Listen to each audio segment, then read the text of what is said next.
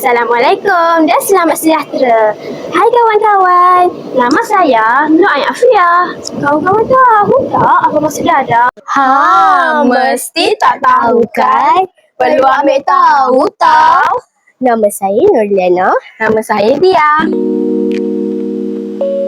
Maksud dadah ialah bahan kimia yang amat berbahaya kepada individu yang menggunakannya kerana ia mengubah cara minda dan tubuh manusia yang berfungsi. Jenis-jenis dadah.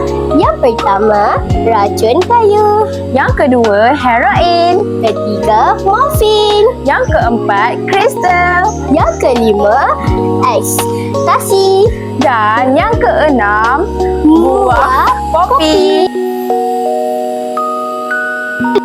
Cara mengelakkan pengambilan dadah. Pertama, jauhi dadah sepanjang hidup kita. Kedua, berkata tidak kepada dadah. Ketiga, pilih kawan yang membawa kebaikan.